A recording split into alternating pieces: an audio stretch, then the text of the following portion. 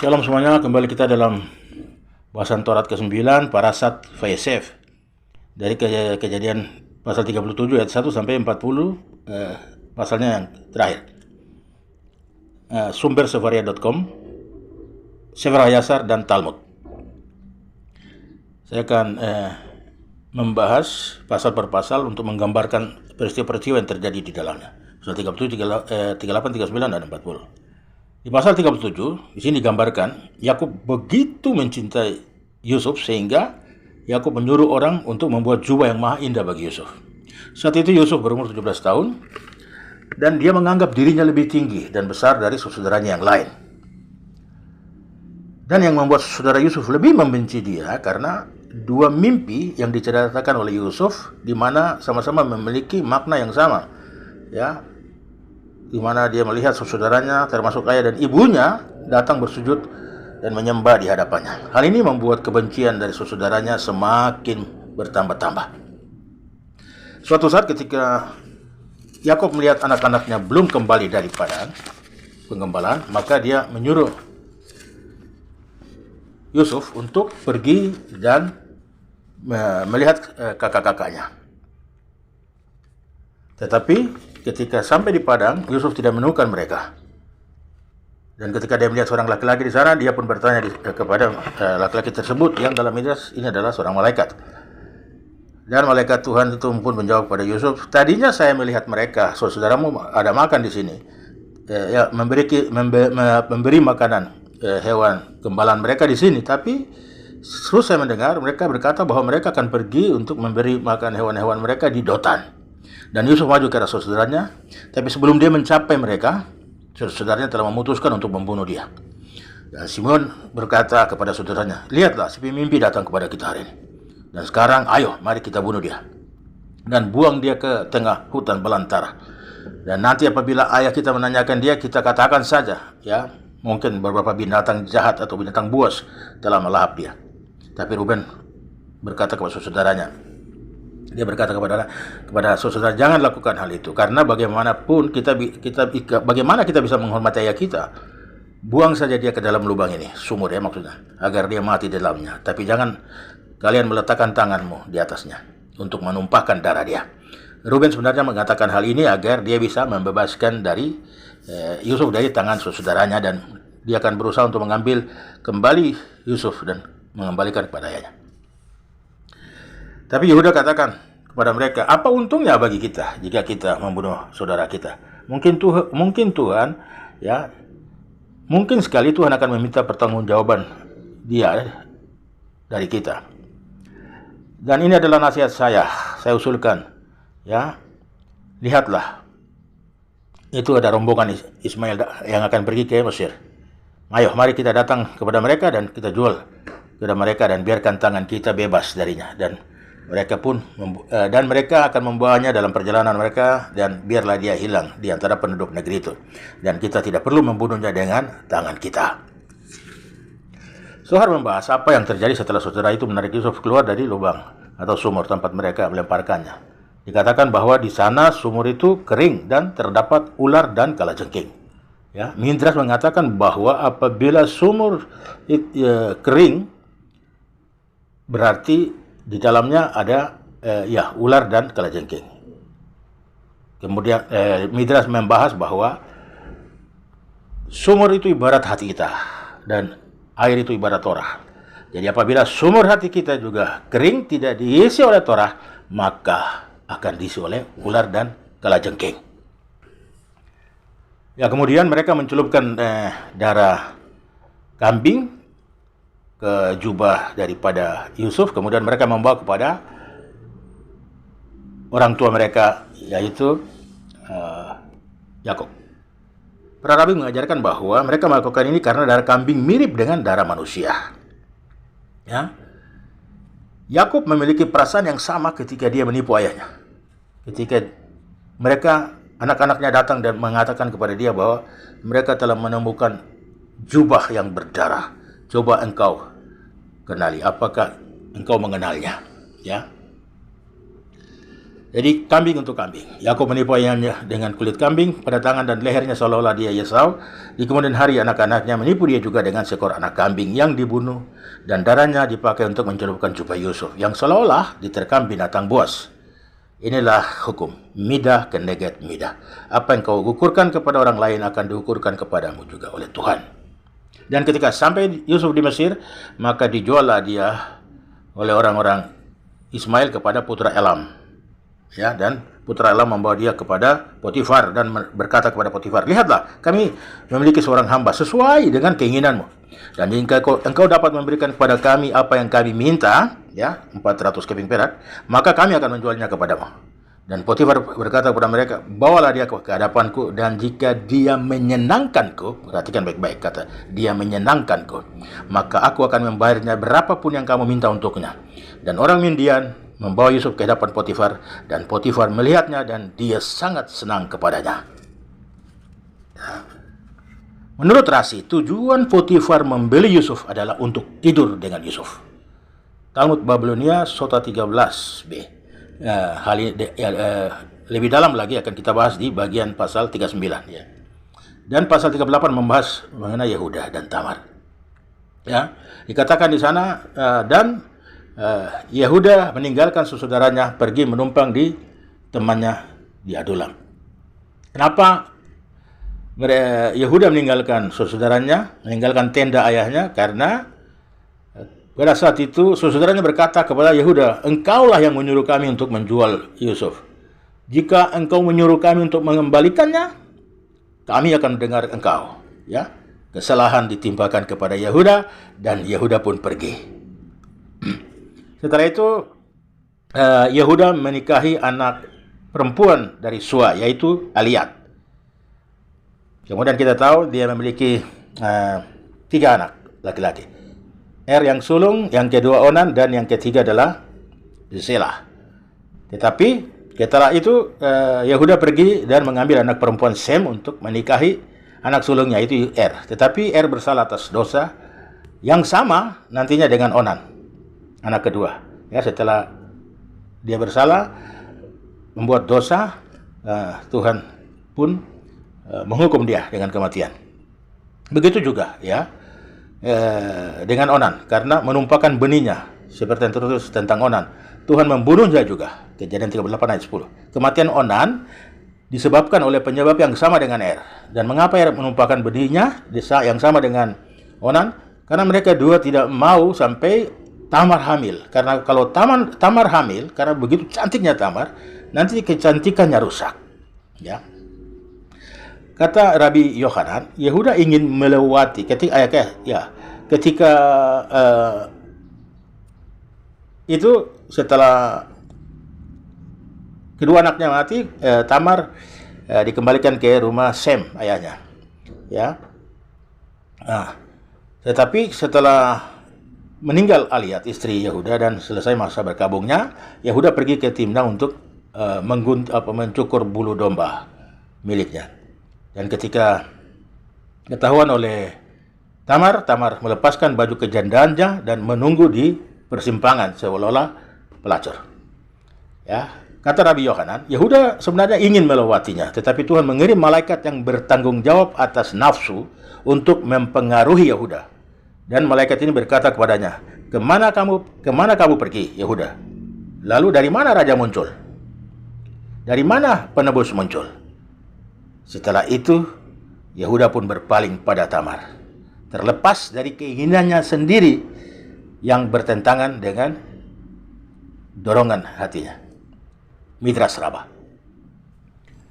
Pasal ke-9, Yusuf, Potifar, dan Sulaika, istri Potifar. Rasi katakan, Potifar membeli Yusuf untuk tidur dengannya. Raf berkata, dia Potifar membeli Yusuf untuk dirinya sendiri, untuk kepentingan seksualnya sendiri. Ya. Ini dikuatkan dengan rayuan istri Potifar kepada Yusuf ketika dia berkata, betapa indahnya matamu itu, dan engkau telah memikat, dalam tanda kutip ya, engkau telah memikat semua penduduk Mesir, baik pria, perhatikan, baik pria maupun wanita. Ya, jadi pria juga suka dengan Yusuf, pria-pria Mesir, wanita juga apalagi. Ya. Dan Sulaika istri tuannya mengangkat matanya kepada Yusuf dan dia melihat penampilannya yang elok dan kecantikan dari Yusuf yang sangat menggoda. Jantungnya pun berdegup kencang. Dan jiwa Sulaika melekat kepada Yusuf. Dan hari-hari ke hari dia mulai menipu dan membujuk Yusuf. Tetapi Yusuf tidak pernah mengangkat matanya untuk melihat istri tuannya. Dan Sulaika berkata kepada Yusuf, "Alangkah indahnya rupamu dan betapa anggun sosokmu. Sesungguhnya saya telah melihat semua pelayan, tapi saya tidak dapat menemukan satu pun yang gagah, tampan rupaan seperti engkau." Dan Yusuf menjawab padanya, "Dia yang telah menciptakan aku, telah menciptakan juga semua anak manusia." Yusuf membentengi dirinya. Dan ketika Sulaika, istri Potifar, melihat bahwa tidak mungkin untuk membujuk Yusuf, hatinya penuh dengan keinginan karena jiwanya tertuju pada Yosef. Dan dia jatuh ke dalam penyakit yang parah. Dan semua wanita Mesir datang untuk mengunjunginya, ya, membesuk dialah istilahnya. Dan mereka berkata kepada Sulaika, "Mengapa kamu begitu pucat dan kurus? Sesungguhnya engkau tidak kekurangan apa-apa, karena bukankah suamimu seorang perwira yang terhormat dan sangat agung di mata raja? Dan mungkinkah engkau kekurangan hal terkecil yang mungkin diinginkan hatimu?" Sulaika menjawab kepada mereka, "Pada hari ini akan diketahui kepadamu apa yang telah membuatku dalam kondisi yang menyedihkan ini, di mana engkau melihat kondisi saya sekarang." Ya. Dan Sulaika memerintahkan pelayan-pelayan perempuannya untuk menyiapkan daging depan semua perempuan-perempuan ini. Ya, ini pasti istri-istri para pejabat ini, ya, kerajaan, dan menyiapkan pesta besar untuk mereka, ya, para istri pejabat ini. Dan semua wanita yang makan di rumah Sulaika, dan dia memberi mereka pisau untuk mengupas jeruk citron ya, untuk mereka memakan. Dan dia memerintahkan kepada hamba-hamba laki-laki untuk menyiapkan Yusuf dengan pakaian yang mahal, dengan wangian yang begitu harum, agar dia muncul di hadapan para wanita, ya, para istri pejabat ini. Ketika Yusuf datang di hadapan mereka, dan lihatlah apa yang terjadi. Ketika para wanita ini melihatnya, mereka tidak bisa mengalihkan pandangan sedetik pun dari Yusuf. Dan mereka semua memotong tangan mereka dengan pisau. Ya, dan jeruk itu penuh darah. Jadi ketika mereka terpana, mata mereka melihat keanggunan Yosef, tapi tangan mereka tidak terasa mengiris tangan. Pisau mereka mengiris tangan mereka. Ya, karena begitu tenggelam dalam kekaguman ketampanan Yusuf, dan mereka tidak bisa memalingkan kelopak mata dari wajah Yusuf. Dan ketika Sulaika melihat apa yang telah mereka lakukan, dia berkata kepada mereka, "Hei, apa yang kamu lakukan? Ya, saya telah memberikan jeruk itu untuk kamu makan, dan pisau itu untuk potong jeruk. Tapi sekarang kamu lihat, kenapa kamu mengiris tangan kamu semua?" Dan ketika mereka melihat tangan mereka semua berdarah, dan darah mengalir di atas pakaian mereka. Luar biasa. Dan mereka berkata kepada Sulaika, "Karena hamba ini yang engkau miliki di rumah ini, yang telah memikat kami, dan kami tidak dapat mengalihkan kelopak mata kami darinya karena kecantikannya yang luar biasa." Dan Sulaika berkata kepada mereka, "Lihatlah, dalam waktu singkat, ya, dalam berapa menit saja kamu melihat dia, ya, dan hal ini terjadi kepada kalian dengan mengiris, ya, tangan kamu dengan pisau. Apalagi saya, yang dari menit ke menit, jam ke jam, hari ke hari, minggu ke minggu, bulan ke bulan, tahun ke tahun, yang melihat dia setiap saat yang berada di rumah bersama saya. Dan saya melihatnya, sehingga dapatkah saya menahan sakit atau kematian saya karena dia?" Dan mereka berkata, "Kata-katamu benar. Siapa yang bisa melihat sosok yang cantik, tampan, rupawan, dan bisa tak acuh di dalam rumahnya?" Ya, luar biasa. "Tapi bukankah dia hambamu? Engkau bisa saja lakukan apa yang diinginkan jiwamu." Tapi Sulaika, istri Potifar, katakan, "Tidak bisa. Saya sudah mencobanya berkali-kali, berhari-hari, berbulan-bulan. Ya, Saya memaksa diri saya setiap hari untuk merayunya, tapi dia tidak mengindahkan kata-kata saya. Dan saya meyakinkan dia tentang semuanya akan baik-baik. Tetapi dia berkeberatan. Dan karena itu saya telah jatuh sakit, bahkan seperti yang kau lihat saya, seperti hari ini.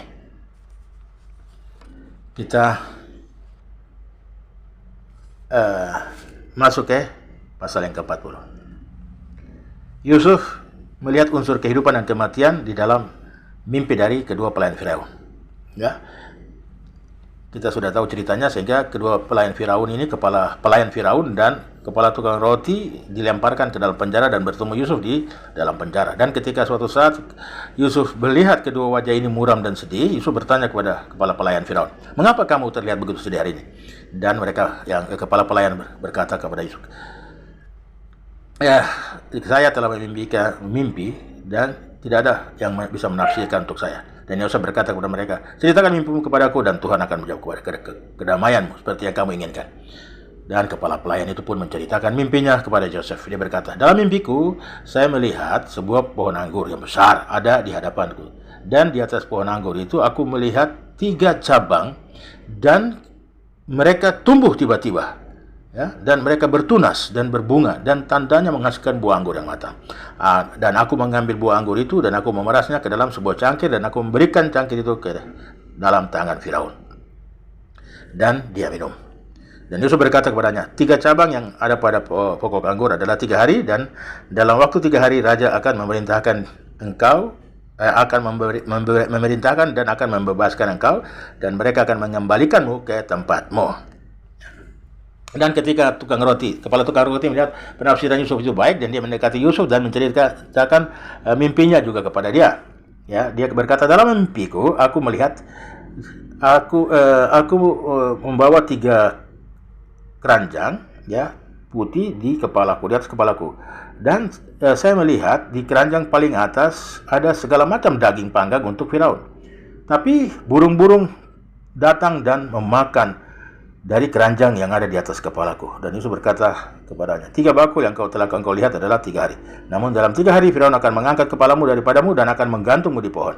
Dan burung-burung akan memakan dagingmu daripadamu seperti yang telah kamu lihat dalam mimpimu. Dan semuanya hal ini terjadi sesuai dengan tafsiran daripada Yusuf. Ya. Dan bagaimana sampai Yusuf bisa menafsirkan mimpinya dengan tepat? Karena dia melihat ada unsur kehidupan di dalam mimpi daripada kepala pelayan Firaun. Ya, dia melihat anggur kemudian tiba-tiba tumbuh, ya, 3 cabang dan terus kemudian menghasilkan tunas, ya, berbunga dan kemudian menghasilkan buah. Inilah suatu kehidupan, ya, sehingga Yusuf menafsirkan bahwa engkau akan keluar hidup dan kembali ke tempat pekerjaanmu. Ada unsur kehidupan di dalam mimpinya, tetapi berbeda dengan tukang kepala roti. Ya, di sana, ya, dia lihat burung-burung datang dan memakan daging yang ada di dalam keranjang di atas kepala daripada tukang kepala roti ini. Ya, dan Yusuf menafsirkan bahwa burung-burung bisa datang dan menghinggap di kepala seorang manusia apabila manusia itu sudah mati. Ya, burung-burung tidak akan datang, ya, kalau manusia itu hidup. Sehingga di dalam mimpinya ada unsur kematian. Ya, burung-burung itu berani datang dan memakan daging yang ada di atas kepala manusia. Ini adalah kematian. Sehingga dia menafsirkannya demikian. Terima kasih. Shalom.